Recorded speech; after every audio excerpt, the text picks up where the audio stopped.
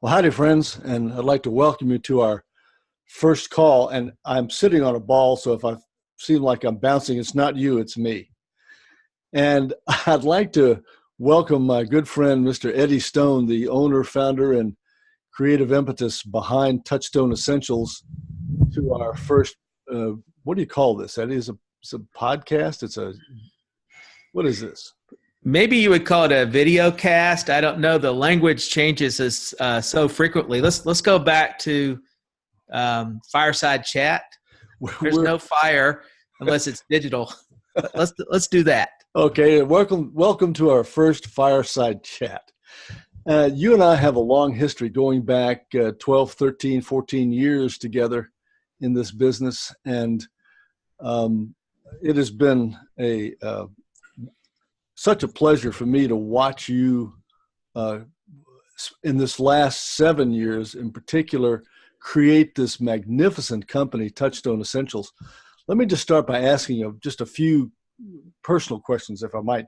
What was your impetus to, first of all, to start a company, but to do something with this incredible intention of being organic and making things literally as good as they can get?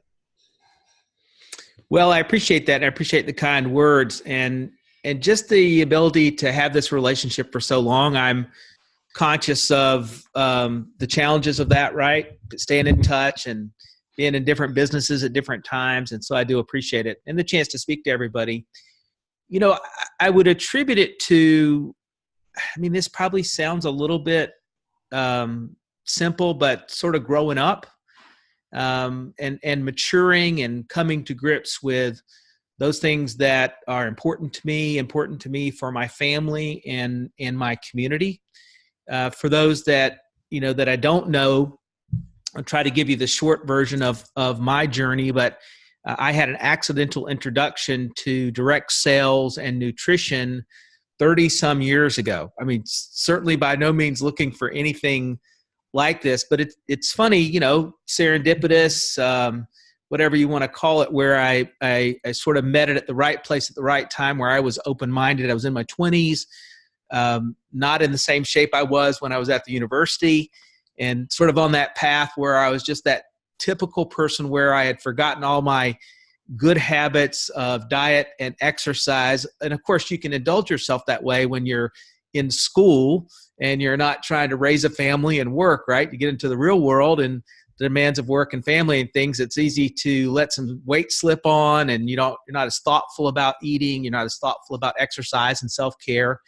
And so it was at one of those moments where I was putting on the pounds and the cholesterol numbers were bad and all of these kinds of things.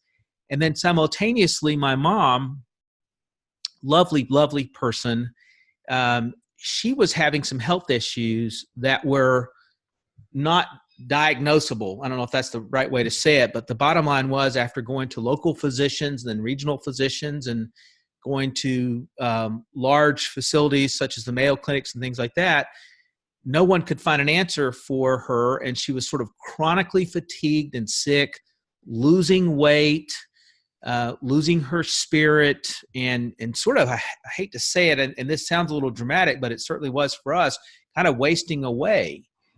And it wasn't until we had an introduction to, frankly, a person that I thought was a quack. And even the physician giving us the name of this other physician said, I don't really know about this guy or his practice. I'm very skeptical, but I think you all are in a pretty desperate situation. And it turns out it was someone that was using IV chelation for people that he sort of on the outer edges thought had chronic fatigue. And although we know a little bit more about chronic fatigue today, not that much more, it's very difficult to diagnose. It's a lot like Lyme's disease or some of these others that are sort of autoimmune / virus issues. And so Mom went down and had this treatment, and it made a massive difference for her. And ultimately what we discovered was she had had some implants put in her body quite a few years earlier, and they were leaking.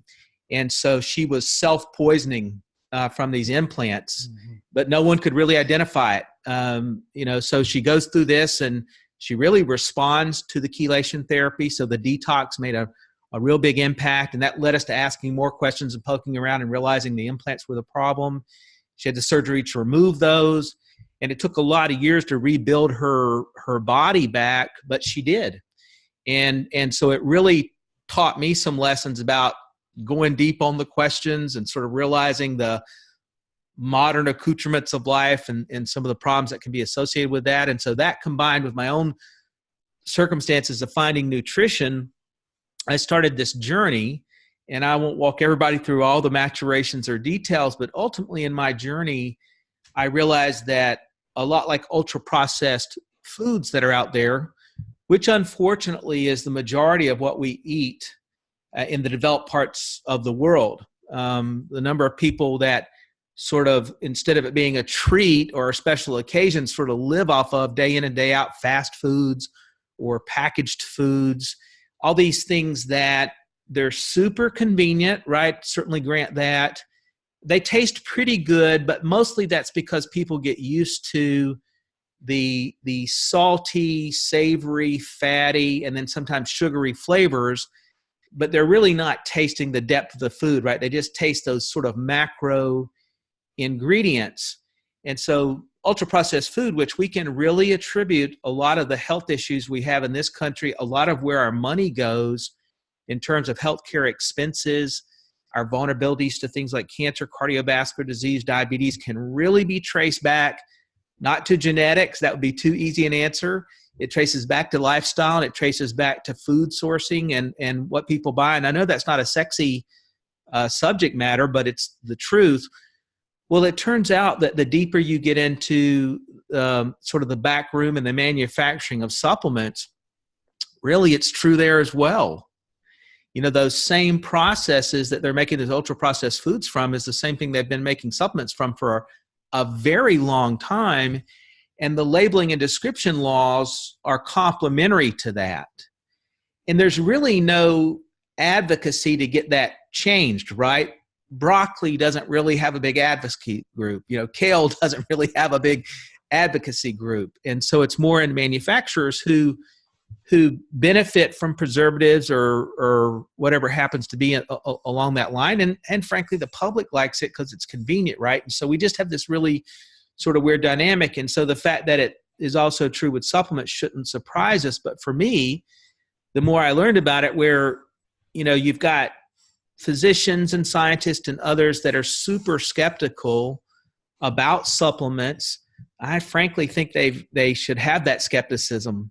It's for good reason. I mean, take ascorbic acid, one of the most popular supplement or vitamin ingredients out there today. Most everything you see is going to have vitamin C on the label, and next to it's going to say ascorbic acid. Well, ascorbic acid, even though we can call it vitamin C, it's really not vitamin C. It's really the outer ring of the 8-part molecule that makes up vitamin C. And so for it to work in the body, there's a supposition that the body will upregulate those other 7 components. The body will then turn that into vitamin C. And that definitely can happen. But now you've robbed those other 7 components from soft tissue, principally from the collagen on the blood vessel wall. So some arguments about the vulnerability that creates in terms of hardening the arteries and cardiovascular disease. But nonetheless, all of us, without being a biochemist, would recognize that's probably really inefficient, right? And to call that vitamin C is just a huge stretch. And so the more I learned, and almost like Dorothy in the Wizard of Oz, when I peeked behind the curtain to see what Oz really was like, it became concerning for me and made me question, okay, here's a business I've been in for a long time. I've been very blessed to raise my family on the income I've made. I've done well in life, but is there a certain amount of this that's a lie? And does it undermine this message and sort of style and way I've chose to live my life? Because for me, it isn't just a career. This isn't just what I do to make a living. I mean, we're a for-profit business, and I want to make a living here, and that's an aspect of what we do. But it's my lifestyle. It's my way to impact my community. It's the tribe I'm trying to assemble. I think the measure of a person is less about their success and more about their influence, right? And the legacy they leave behind. And I want to leave a good one. I want my kids to be proud. When I'm here no longer to guide the viewpoint of my life, I want my kids to be proud of what they uncover. And so that really forced my hand. I had to resign from a company I was working with because there was a disagreement at the management level about what kind of products we were going to sell. And I was a minority partner, so I accepted that. And I needed to go out there and do things what I felt like was the right way to do it. And so that means sourcing from people that are committed to organic practices and working with organic certified ingredients and bringing whole food supplementation to the market. And when we started almost 7 years ago, it was a situation where you felt like you're a bit of a lone wolf. You're kind of crying out in the forest and nobody's really listening. There always were those people that believed in greens and green juices and things like that. But I hate to call it a fringe group, but if we look at their size from a marketplace standpoint, they were a fringe. I mean, you've got $40+ billion a year being spent in this space, and 99% of it's being spent on just conventional stuff. Mm-hmm. And so we're a little lonely there, but it's one of those things, Winder, where I felt like this is what we had to do. And if we had to go out there and fight that good battle with some others to educate the public on why this matters and why it's important for not just their health today, but long-term, then that's what we were prepared to do. And the good news is the science and the public at large has come our way.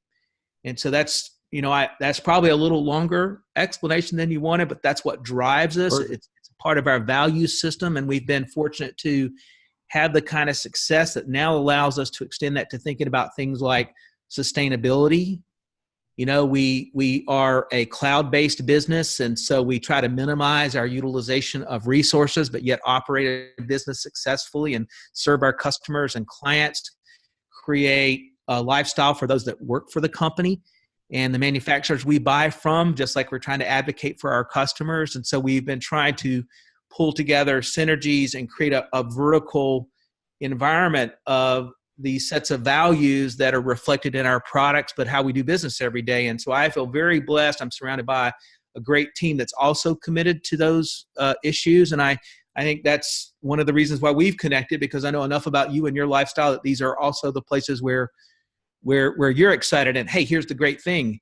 It's a $1 trillion opportunity. So for those that are entrepreneurs and wanting to be able to take and have their work be something meaningful from a social and a cultural standpoint, gosh, it's just an incredible marriage to have this in front of us. It's fantastic. I love the fact that you have personal relationships with all the growers that our products come from. And in later calls, we'll get into the whole thing about organic and best practices. For those who are listening to this, we're going to cover everything that has to do with all of the products that the company has and great detail on down the line. But today's call is just our prelim. And so the first thing is, would you say that the greens products that we have are whole food products, whole food sort of concentrates, or how would you describe the green part of the product line? Well, so when I look at the product line, I think about it in terms of what I call lifestyle supplements, and then there's targeted nutritionals, and then we have the detox line. But in all of these things, we try to think about it in terms of a set of whole food ingredients. So let's take two green products and sort of break them down. Super Greens Plus D is a capsuled product. It's one of the few products that actually has a complete outline of the milligrams, or the IUs, I should say, of the vitamin D. There's 2,000 IUs of vitamin D per dosage. It also has a combination of pre and probiotics in it, 7+ million CFUs. But more importantly, they're a combination of spore formers and non-spore formers. And the majority of the probiotic products in the marketplace today are non-spore formers, which are so delicate. They have value, but they're so delicate. They don't survive the change in pH in the gut as well as the heat. And so it could be 1 trillion CFU but it sort of doesn't matter if it doesn't make it out of the gut, right? Let alone shelf life issues and other things like that. And so we try to take this holistic view of what it should be. And so you need to marry together spore formers and non-spore formers, because the spore formers are really strong and can withstand the change in your pH, in your gut, to go in there and sort of pave the way, as a kind of a simple way to think about it, so that the non-spore formers can properly populate in your bowel and start to work on your human biome, the flora in your gut. That's a capsuled product. That's a delivery of vitamin D. That vitamin D is coming from an organic mushroom that's whole in nature, right? So you get all the beta-glucans and other things and the vitamin D. And so it sort of represents this idea of creating a formula for a targeted issue, right? Gut, immune issues, the vitamin D, the probiotics. You'll see barley grass juice. You'll see broccoli. That's broccoli sprouts, right? So it's rich in sulforaphane, which we know has some anti-tumor properties that have been well studied. So that's a targeted nutritional, but it's not unlike what you see with super green juice, which is a powdered nutritional that can be added to a smoothie, and what I call one of those lifestyle supplements, right? And so it would be great if everybody had the ability to have in their house a really well-tended organic farm that they can cut the clippings and create their own grass juice. But the truth is we don't, right? And there's a lot of people that buy juicers, and there's this really great intention, right, with juicing. I'm a big fan of juicing, but I don't own a juicer. And the reason is I can't keep up with it. I can't keep up and live the rest of my life. And I think that's the problem most people have. You really got to be dedicated. By the time you calculate the shopping and the chopping and the prep and the cleanup, juicing's like, oh, I'll just go get a burger, right? I mean, unfortunately, I think that's what the public says. It's kind of like those intentions to, like, people get a treadmill in the first part of the new year, and it winds up being a place to hang their dirty clothes when they come in to their bedroom later on.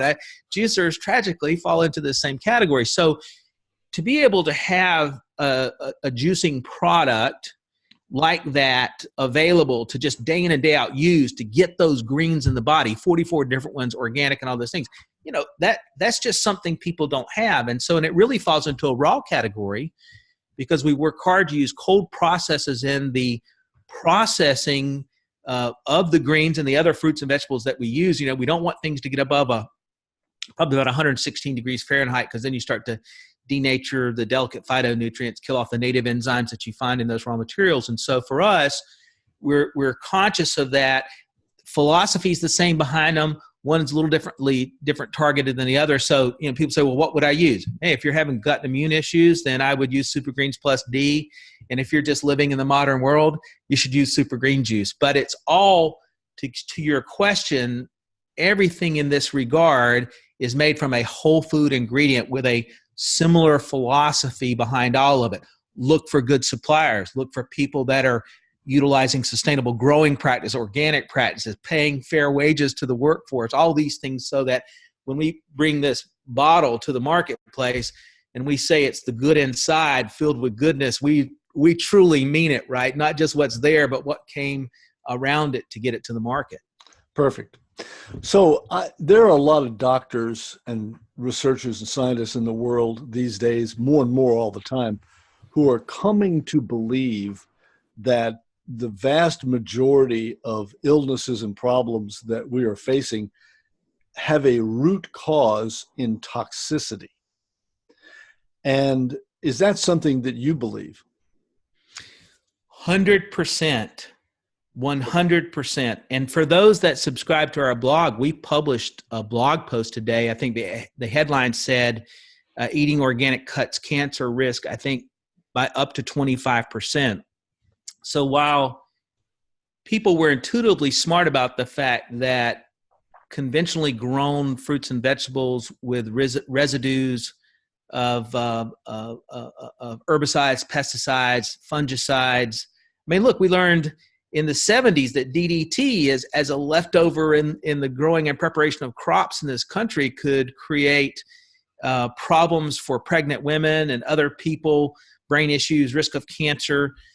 things of that kind. So we sort of knew at that larger level, but now we're realizing, hey, even these modest amounts of trace chemicals in the food supply that add up in the body, glyphosate, that's now we are learning from Roundup, right? Both the commercial use and the private use of things like Roundup. So I don't know if there's a debate about it, but some people are just sort of willing to live with it. But learned professionals, right? If you look at scientists and doctors and you talk to them about the foods they choose, 90% of them are looking to choose organic fruits and vegetables.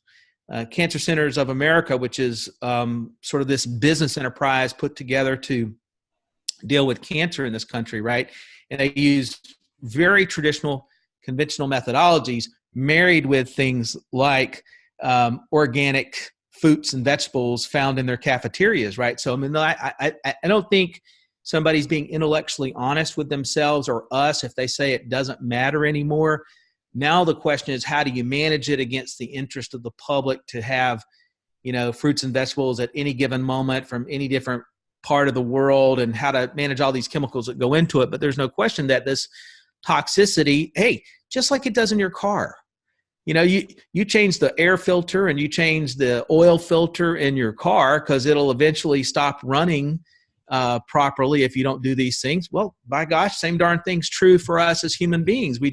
We're so close to it every day, I don't think we pay attention to it. So that's probably too long an answer to the question, but the bottom line is I certainly believe that the unintended consequence of modern living, which is living in a chemical-friendly world, is a shorter lifespan, diminished physical and mental abilities as a person gets older, and greater risk of dying prematurely, in large part because of the impact of toxins on our bodies. And I think the science is in on it. I don't even think it's a debate anymore. So you mentioned earlier that your mom had been through medical chelation to get the toxins out of her body. And medical chelation is a very, in my view, invasive, expensive, time-consuming, clumsy, and somewhat dangerous process that removes not only the bad stuff, but sometimes a lot of the good stuff that's not supposed to be taken out. And I think what you have done here is present not just an alternative to that, but I think a way better, superior methodology for cleaning out the body, and that's with zeolites. So why don't you hop in on that one for a few minutes and talk about what zeolites are, where they came from, why they're important, how we use them, and why I think they're the cornerstone of all healthful processes. You can't have vital health with a dirty body. So let's use that as a jumping off point. Yeah, that's right. To your final statement there, if you don't get the bad stuff out, it's hard for the good stuff to do its full work, right?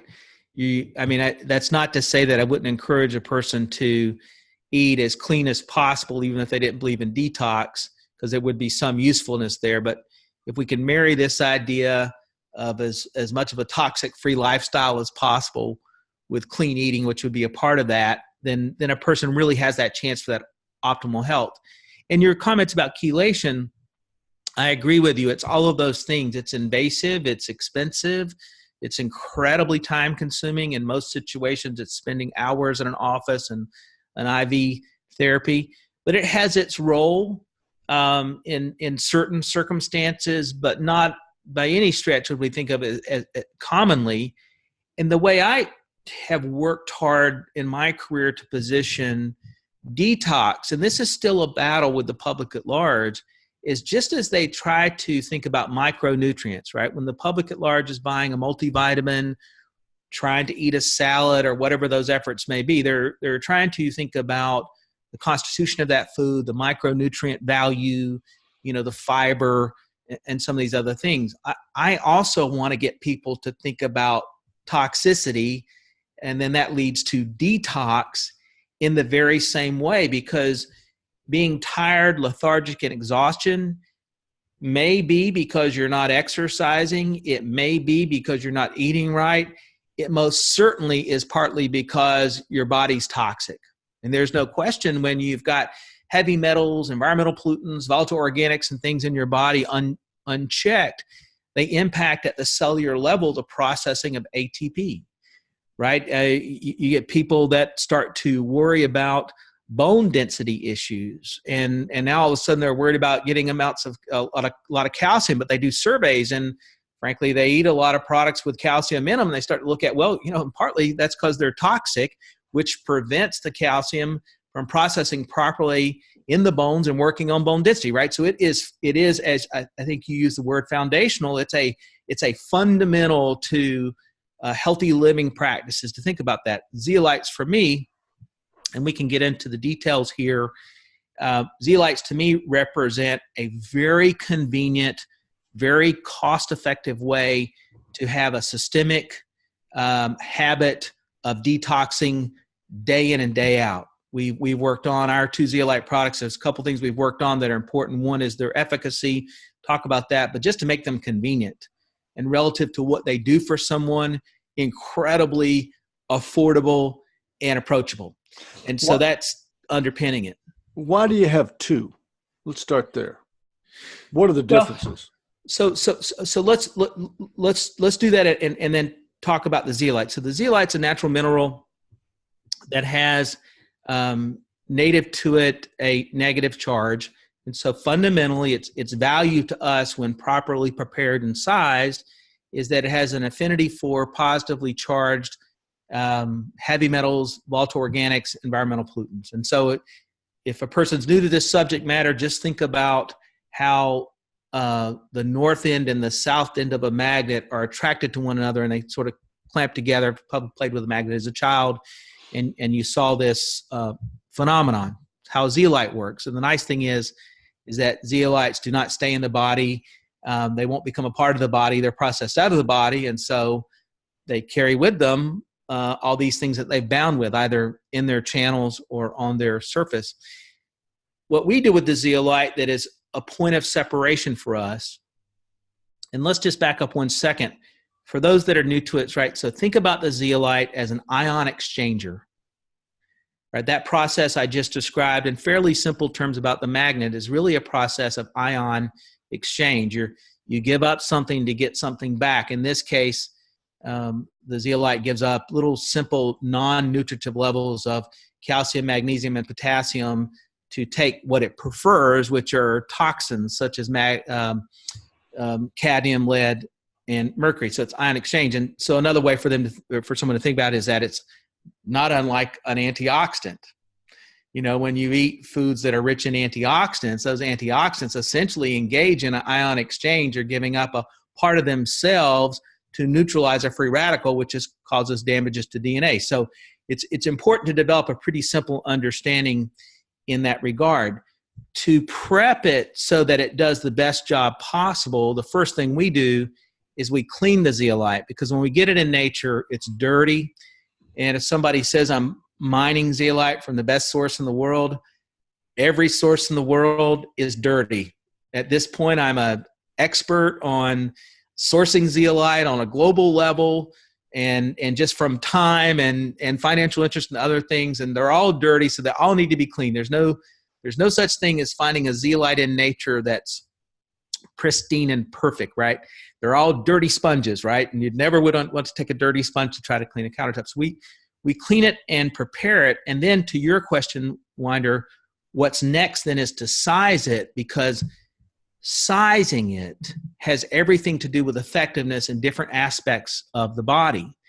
And so we have 2 versions. The Pure Body Regular, which is the most affordable product we have, and that's because it's the least processed, is sized to approximately 0.4 microns in size. So that's smaller than you can see, just to give you an idea with the human eye. Or another way to think about it is a white blood cell is typically about 25.25 microns in size, right? So it's 5 times, technically speaking, more than 5 times smaller than even that, right? So we're talking about something that's really small, but the way the body and the digestive system works is it's about at a medium point for what will remain in the gut.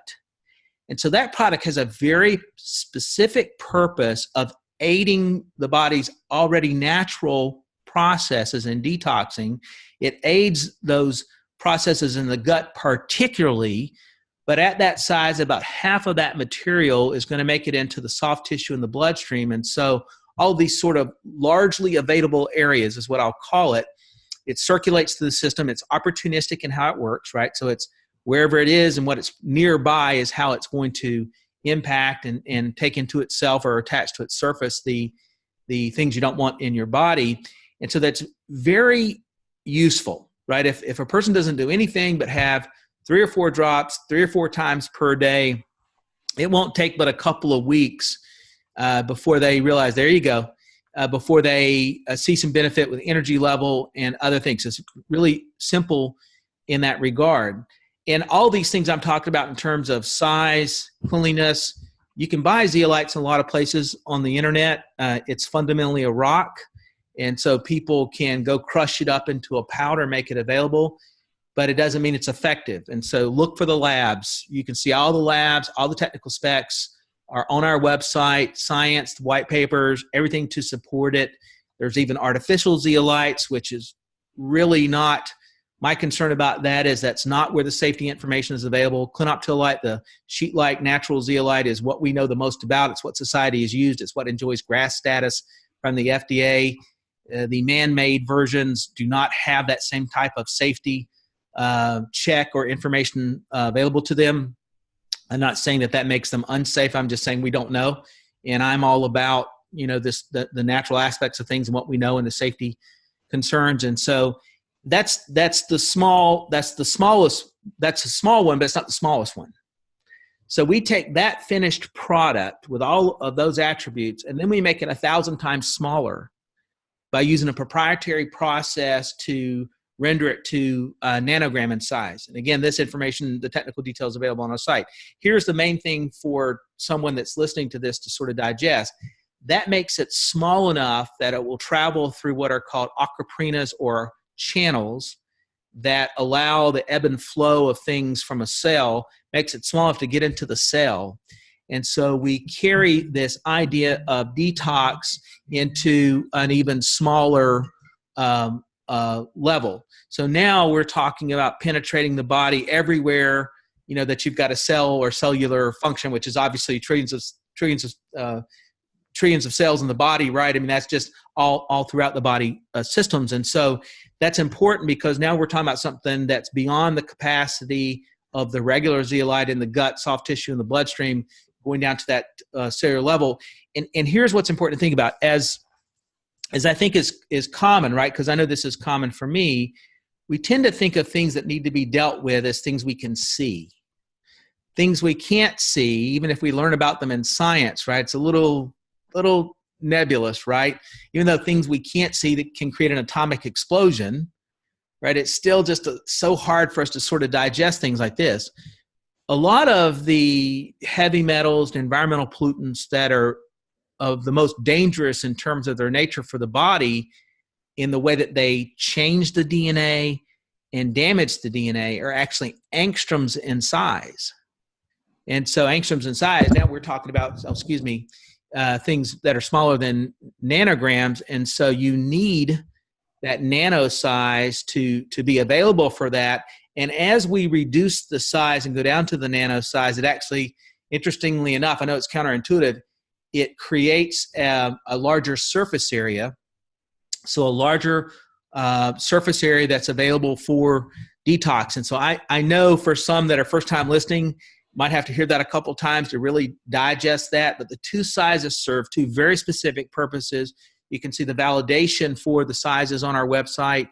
If you want to dive deep into the material, there's white papers there. There's also things on our blogs that will help you develop that understanding. But the bottom line is it gives you a dual action and a dual ability to detox the body, not just in the gut, the soft tissue, and the bloodstream, but also at the cellular level. So all of a sudden your video quit working. I wonder if you inadvertently hit something to put you on pause, but we just have a still photo now. Can you hear me? Yeah, I can hear you fine. So it's not an issue. Um, Okay. anyway, so there's a lot of information here, and as I mentioned at the top of this, we're going to delve into great detail as we go on all of these topics. The regular stream of these videos covering all the aspects of this and all of the other products in our line. So we'll talk more about the zeolites on a regular basis, and but I think that zeolites are the way I like to think about them. If somebody's looking for just a quick way to share with somebody else what it is and how it works in the body, first of all, it's biologically inert. It doesn't interact with the body at all. Rather, it acts like liquid flypaper for toxins. It just courses through our system, picks up things that are not supposed to be there, and gets them out. And one of the things that we see routinely when people begin to clean their bodies out is that their energy levels go up. And so my understanding about that is that it's an expensive process energetically to store toxins. You have to put firewalls around them. We have to monitor them. The body encases toxins in fat, and that costs a lot of energy. So when you remove the toxin, energy levels go up. Is that a fair statement in your opinion? I think that's completely a way to look at it. We don't think about those things that rob us of energy, except those things that require physical activity. But let's just take, for example, eating and digesting food. For people that aren't involved in some type of very specific athletic endeavors or work that requires real significant manual labor, the most energy consuming activity of their day will be the digestion of the food they eat. Probably 40% is the average for most people that aren't in special circumstances. And so in that same regard, the body's management of these environmental pollutants and toxins really falls into the very same area in terms of robbing the body of energy that's needed to not only deal with repair and function of your immune system, just to help you have the energy to get through the day. And so it's a significant issue. And so people say, they'll use the product and they'll come back to us and say, hey, I didn't notice caffeine on the label. And I'll say, well, that's because there's no caffeine in the product. And there's no nerve stimulus. There's nothing but the zeolite and purified water. And they'll say, well, why am I more energetic? That's because that toxic burden has begun to be relieved from the body, and people just have more energy for other things. And so it's almost like freeing up their energy instead of managing toxicity and other issues. Now they've got that energy to live life. Well, I think that's pretty fundamental and foundational. Every doctor I've ever talked to about, zeolites, I say, well, can you think of any condition or disease that isn't made better when you have by a clean body and more energy? And the answer is always the same. No, everything's made better. So there you are. You're back. Yeah, there you go. A little technical glitch there, but that's okay. They get to look at you. Poor things. Anyway, so this has been a great conversation and what I think is a wonderful start to an ongoing series here. Anything else you'd like to add here in closing? No, I think that's this is a good place to start the conversation. And let me just remind people, don't hesitate to leave us comments below, and we'll be conscious of going back and reading those so that we can make sure week in and week out that we're giving people the information they need and helping them to extend their education so they can make the best and most informed decisions possible. Perfect. Eddie Stone, owner and founder of Touchstone Essentials. Thank you, my friend. Thank you, Winder, for the invite. Talk to you soon. Yes, sir.